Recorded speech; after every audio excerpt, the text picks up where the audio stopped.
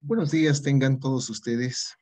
Vamos a dar inicio a esta cuarta clase, donde vamos a ver el libro tercero, de la página 110 a la 144, del libro Ética Nicomaquea, donde vamos a tener la oportunidad de diferenciar las acciones voluntarias e involuntarias.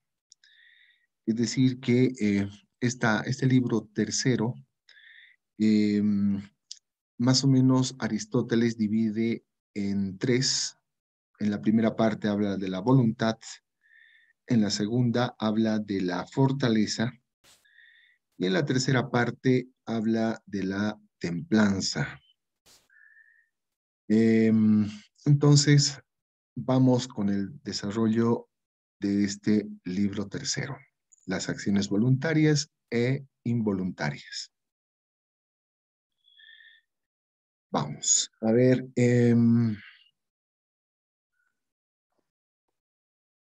tenemos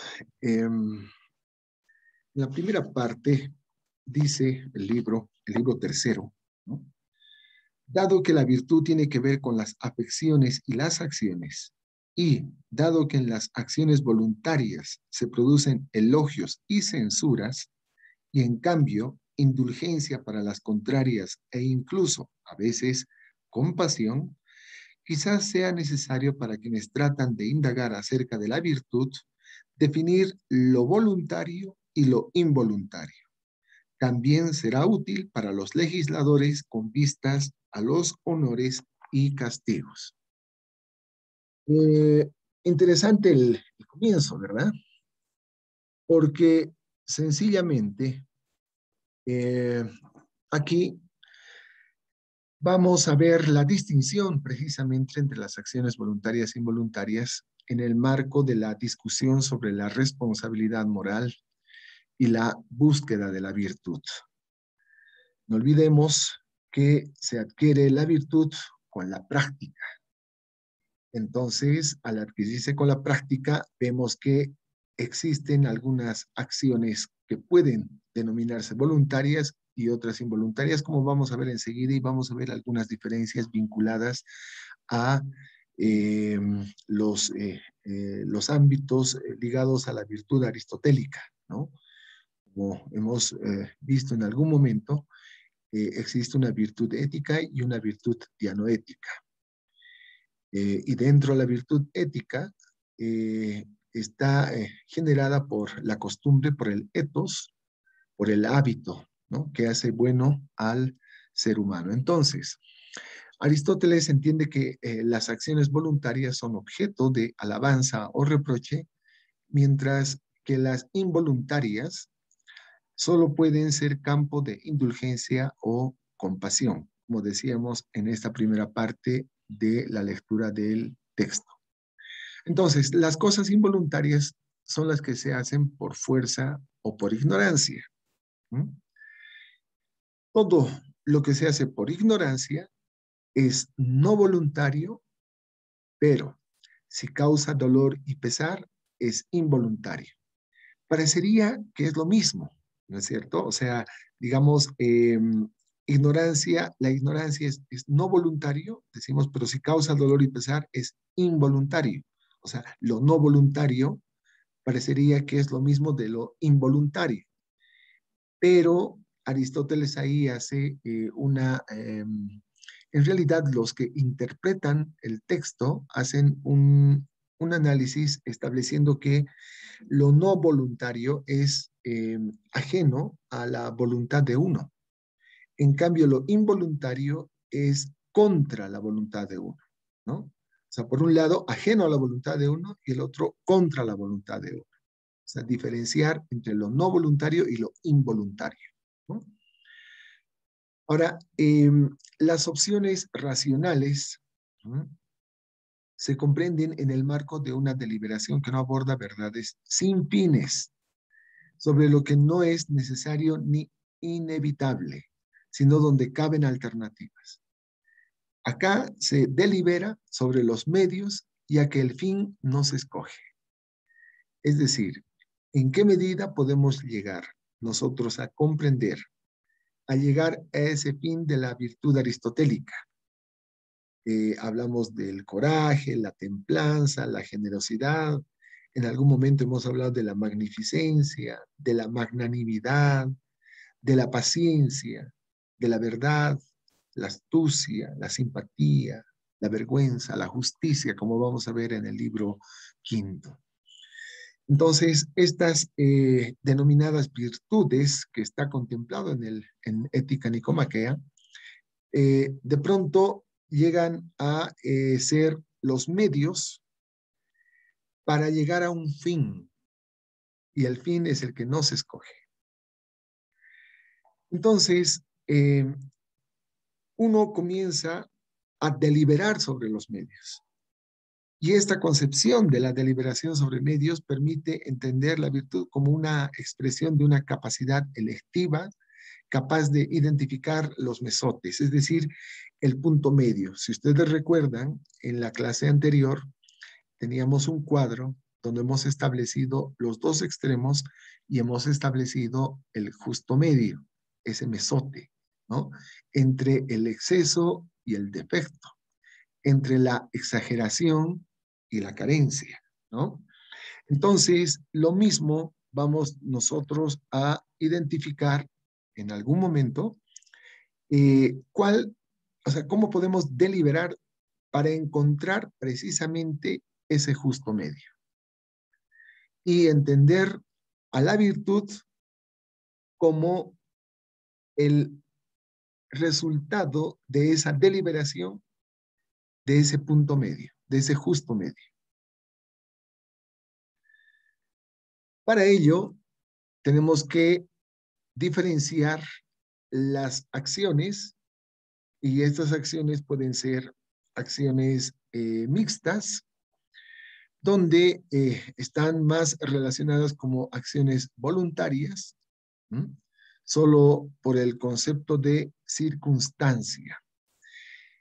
Aquí, haciendo un paréntesis, nos podemos explayar explicando la visión filosófica de José Ortega y Gasset, que señalaba: yo soy yo y mis circunstancias, y si no cambian ellas, no puedo cambiar yo.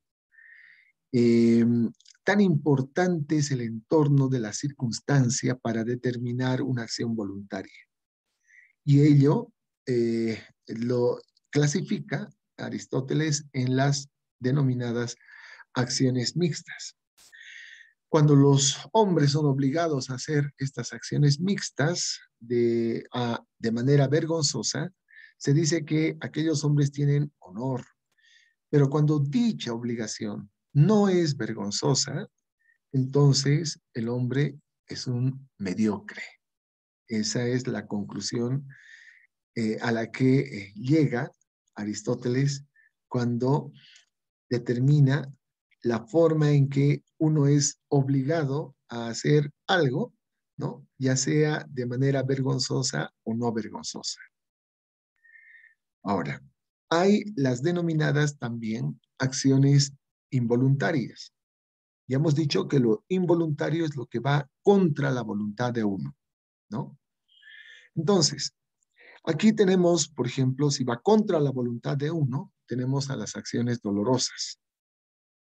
Es decir, a aquellos que actúan por la fuerza y contra su voluntad, ¿no?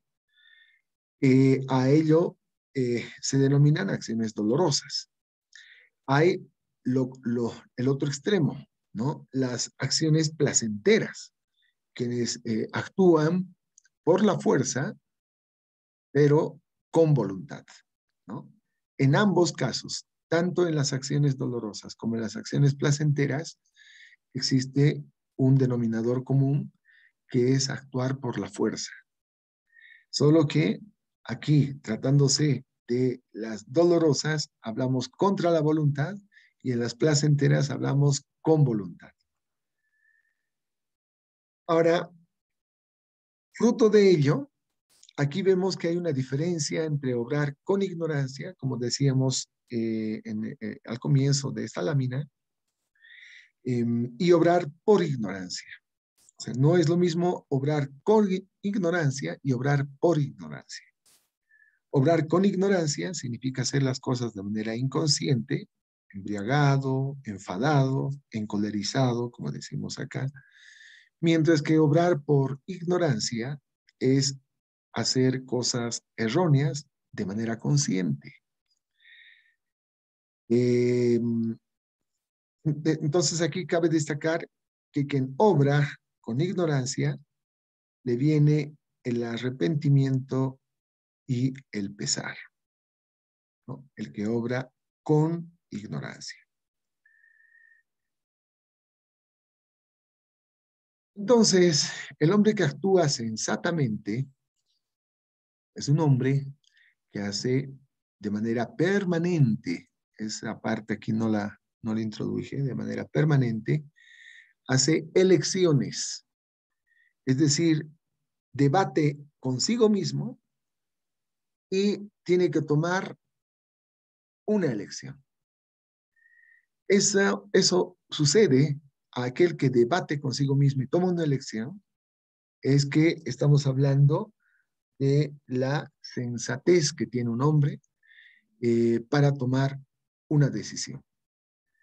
Entonces, como estamos hablando de la voluntad en esta primera parte, entonces el hombre incontinente no obra por elección, sino por apetito, ¿no? Entonces, no realiza esa disputa o debate interno para elegir y tomar una elección, tomar una decisión frente a varias alternativas. Ese que debate internamente de manera permanente es un hombre sensato, pero en cambio el hombre incontinente, ¿no?, es el que actúa por apetito. Entonces, cuando uno debate consigo mismo, cuando uno delibera, ¿no?, deliberar para el hombre es sobre lo que está en su poder o es realizable. Claro, si tengo la posibilidad de tomar una decisión, hacer una elección, puedo deliberar siempre y cuando esté en mis manos hacerlo, ¿no? Yo sea consciente de hacerlo y que al mismo tiempo yo pueda realizarlo, ¿no? Entonces, claro que ahí puedo deliberar y puedo tomar una elección.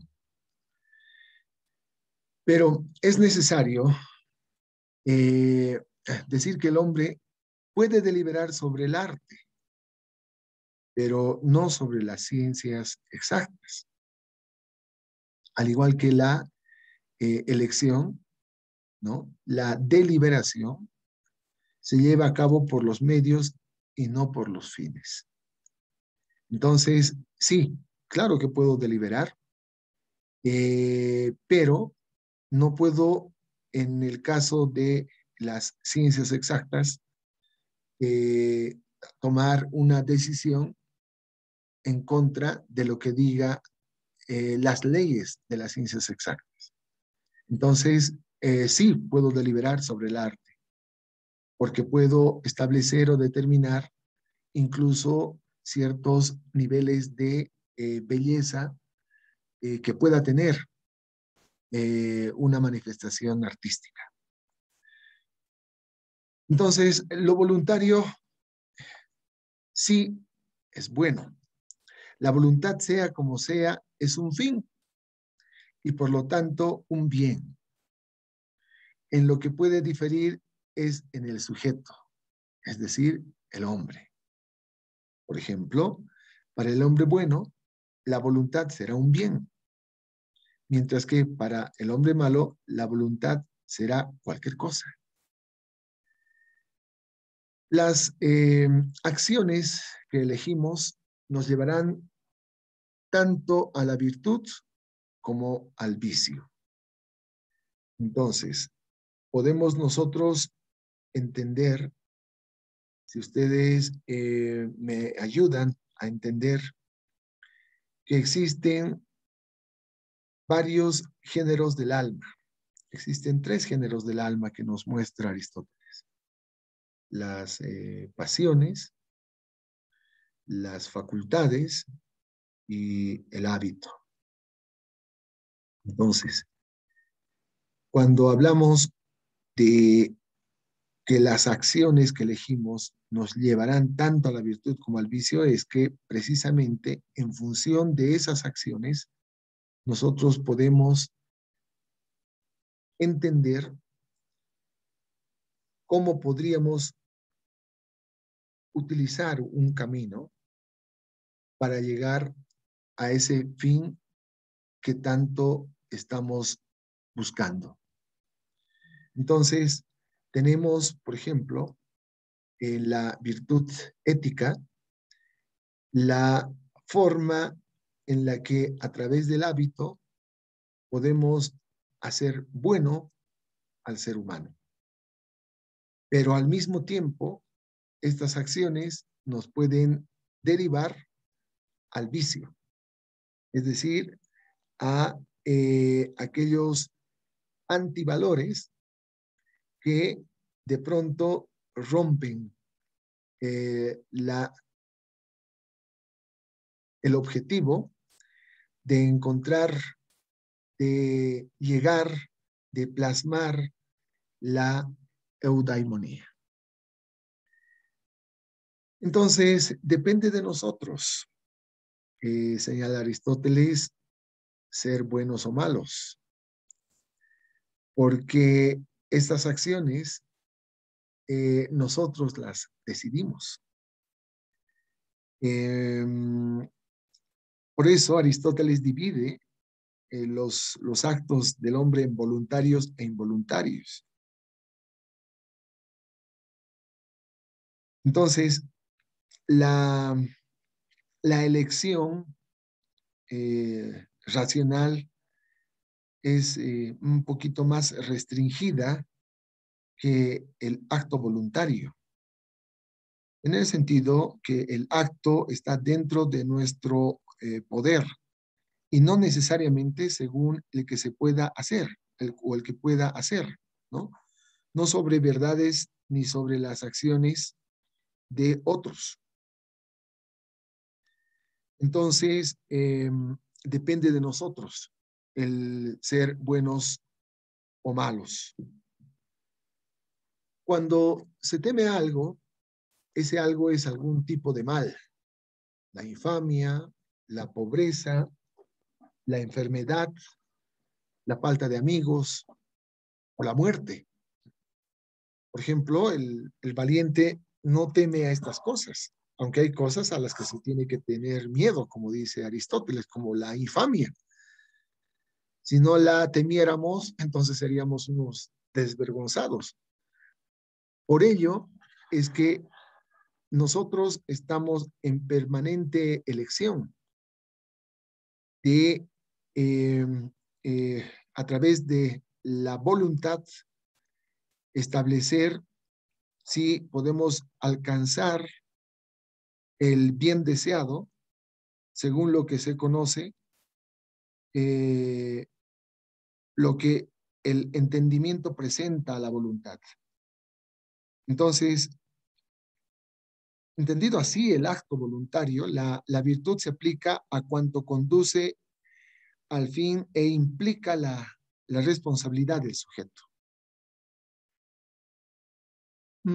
Lo que no teme el valiente sería la muerte gloriosa, es decir, morir en una guerra o en una batalla. Pero a la muerte sin gloria, esa muerte es digna de temerse. Hay un autor eh, italiano, en este momento se me fue el nombre, pero decía, un bel morir tutta la vita honora. Una bella muerte honra toda la vida. Y generalmente esta bella muerte es una muerte que puede darse defendiendo una causa justa, la defensa de otros hombres, como ocurre en la guerra, la defensa de tu ciudad, o sea, pensando siempre en el otro. Entonces, un bel morir, tutta la vita honora. Una bella muerte honra toda una vida. El valiente siempre estará caracterizado por el temor a lo que debe temerse, como por el valor a las cosas que no deben temerse. Eh, Aquí tenemos que diferenciar la valentía desde la perspectiva del valor, ¿no? No valor como parte de la virtud ética, sino una diferenciación entre o sea, el valor para, por ejemplo, emprender, o sea, realizar nuevas cosas, emprender nuevas cosas, ¿no? O afrontar peligros, ¿no? Entonces ahí viene ese valor. Y a partir de ese valor estamos hablando del valiente, ¿no? Entonces, el valiente, claro que tiene temor, ¿m? Claro que tiene temor, pero pese a tener temor, lo enfrenta, ¿m? Así como hemos visto anteriormente, el valiente lo enfrenta. El que no tiene temor, a ese es un temerario. ¿M? Y el que tiene temor y no enfrenta, a ese es un cobarde. Entonces, estamos hablando del valiente desde la visión de valor para poder realizar o enfrentar los mayores retos, ¿no? Así como los mayores peligros. Ese es un valiente. Ustedes están aquí pasando clases, eh, van a poder ser candidatos a estudiantes de derecho, una hermosa, pero hermosa carrera, y que al mismo tiempo, eh, si logran este emprendimiento vencer, pues van a tener la posibilidad de considerarse frente al temor, pues valientes, ¿no? Como dice en esta visión de Aristóteles. Eh, no olviden que los llamados temerarios solo tienen la apariencia de valientes. ¿Mm? Se dejan llevar por los deseos, ¿no? Y por la precipitación a todo. ¿Mm? Entonces, el extremo, los temerarios, y el otro extremo, los cobardes, ¿no? Ahora, el valor, desde el punto de vista de establecer la valentía, ¿no? Puede dividirse en 5 formas. Tenemos el valor cívico, que es esa virtud que donde uno desea la gloria y evita la vergüenza. Y me acuerdo de un poema de Goethe que hace referencia al valor, ¿no? Al valor, eh, así como estamos hablando en este momento. Entonces, por ejemplo, dice algo, mucho, todo. Así más o menos podríamos titular este poemita de Goethe, es chiquitito. Algo, mucho, todo.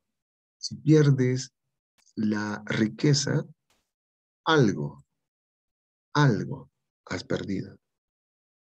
Pon tus fuerzas a una y labra con tesón nueva fortuna. Si pierdes el honor, mucho, mucho has perdido. Busca entonces la gloria y pasará tu falta en la memoria. Si pierdes el valor, todo, todo has perdido. Más te valiera más no haber nacido. A veces recuerdo ese poema y cuando estamos un poco débiles, cuando creemos que no vamos a poder lograr el objetivo, de pronto recordamos ese poema y decimos, no, hay que ser valientes. Hay tanto, pero hay tanto por luchar, hay tanto por hacer, hay tanto por comprometerse que no podemos quedarnos pues parados o sentir miedo o ser cobardes. Todos sentimos miedo, pero podemos seguir adelante. Entonces, ese valor cívico refleja esa virtud de la gloria para evitar la vergüenza. Alguien que haya perdido la vergüenza o, como dice el poema, dice, si pierdes, eh, o sea, si pierdes el valor, o sea, prácticamente has perdido todo, ¿no? Más te valiera más no haber nacido. O sea, con el valor vamos a tener la posibilidad de lograr nuestras metas. El valor experiencial, o la experiencia, ¿no? Los valientes, gracias a la experiencia que tienen ese oficio, pues pueden afrontar los retos que nos presenta la vida. El coraje, ¿no? En peligros que se puedan o no puedan ganar. O sea, no se sabe si vamos o no vamos a ganar, pero lo enfrentas. Entonces ahí tenemos el coraje. El valor de la confianza. Perdón, y el coraje, no olviden que es el primero de los, o sea, de la primera manifestación dentro de las 11 virtudes aristotélicas, ¿no? Aristóteles siempre comienza con el coraje. Por eso es importante tener valor. Valor de la confianza. No tener temor debido a la confianza en triunfos anteriores. Eh, y el valor por ignorancia, ¿no? Este es un valor inferior a todo porque no hay dignidad. Y que este valor por ignorancia, cuando decimos es el valor inferior a todo, porque no hay dignidad, porque como somos son político, o sea, en, en la obra de Aristóteles, no solamente tenemos que eh, pensar en nosotros individualmente hablando, en el hombre, en sí mismo, en una visión egocéntrica, sino como vivimos en sociedad, entonces el mayor valor es siempre pensar en los demás. Entonces, y si pensamos en los demás, eso implica un respeto a sí mismo y un respeto a los demás, que al final es la dignidad. Entonces, ser valiente implica una vida dolorosa, pues la gloria no puede alcanzarse sin esfuerzo, ¿no? Nada es fácil, ¿no? Soportar placeres en realidad no tendría ningún mérito, ¿no? O sea, eh, alcanzar eh, la gloria, pues es siempre con sacrificio, siempre con esfuerzo. Y como en algún momento lo escuché hablar a Pepe Mujica, él decía, el expresidente uruguayo, decía, por más que te caigas y te caigas y te caigas permanentemente, nosotros tenemos la voluntad aristotélica de levantarnos y levantarnos y levantarnos a cada momento, a cada instante, porque ahí está el camino y tenemos que continuar. Tenemos que levantarnos y seguir caminando porque ahí está el camino. Ahí siempre estará el camino. Hermoso mensaje. Y esto para ustedes, porque la vida es muy corta, porque no existe un dinero o un Bitcoin o algo que pueda comprar en el supermercado más vida. Está ahí y de pronto la perdemos, más aún ahora que es tan frágil como nos ha demostrado el COVID-19. Entonces, ser valiente implica una vida dolorosa, caídas, caídas permanentes, pero aquí la gloria está en levantarse y levantarse permanentemente. Ahí encontramos ese valor. Ahí uno es valiente. Hay otro tipo de conductas, como la conducta que tiene el moderado, ¿no? O sea, no cae en deseos naturales ni particulares, en exceso, y si deseara algo, lo haría como es debido. ¿Mm? Es decir, el moderado no se aflige por obtener las cosas inmediatamente.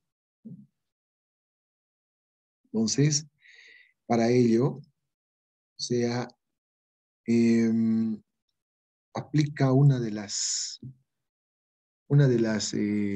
otras virtudes que surgen, como nos muestra Aristóteles, la virtud de la templanza, ¿no? Entonces, que de hecho es la segunda de las virtudes después del coraje que muestra Aristóteles, o sea, el coraje, luego la templanza, ¿no? Entonces, para ser moderado, se necesita que el apetito y los deseos estén gobernados por la razón, porque todos, y esto señala el texto, todos los hombres tienen en mayor o menor medida ese apetito y deseos, pero los mismos tienen que estar regidos por la razón.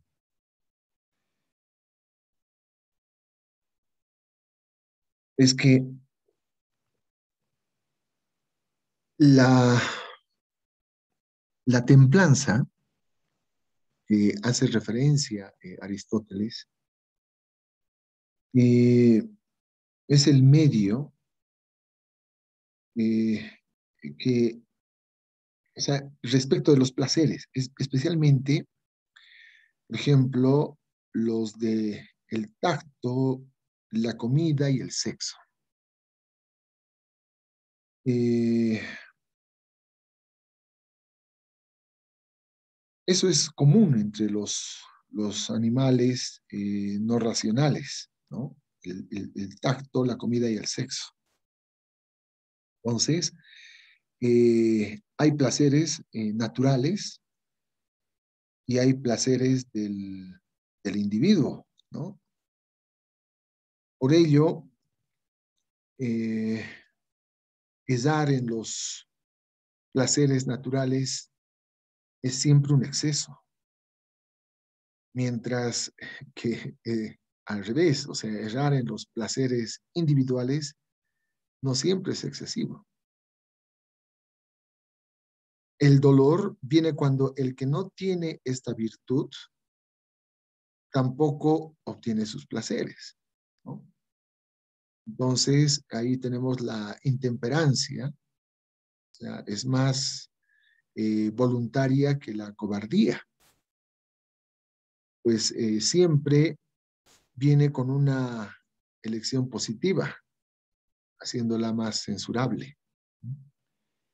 El apetito debe siempre seguir lo que es noble como propuesto por la razón.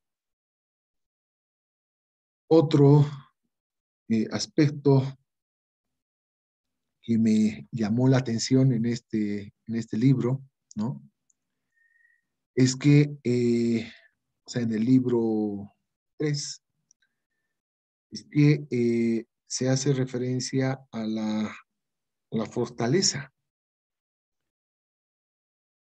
Y que la fortaleza, pues, es el medio entre el temor y la confianza respecto a la muerte. Entonces ahí volvemos al hecho de que la persona valiente, ¿no?, actúa a pesar del miedo que tiene, a pesar del temor, pero no sin temor, ¿no? O sea, hay miedo, pero actúa, claro que actúa con temor.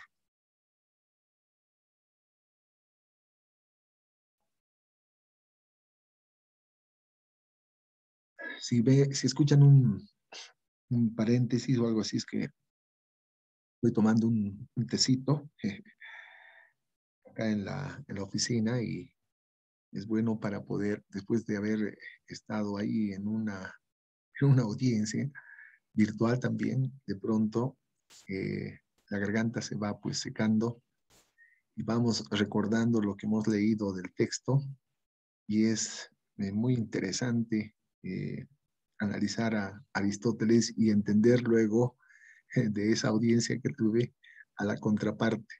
Esa contraparte, en muchos casos, una contraparte de mucho peso, ¿no? Y uno a veces ingresa y dice, ahora sí vamos a tener que estar recontra, ultra, súper preparados para enfrentarnos. Y nos preparamos día y noche, a veces amanecidas para una audiencia y, y, y pues sentimos que el éxito no es sencillo.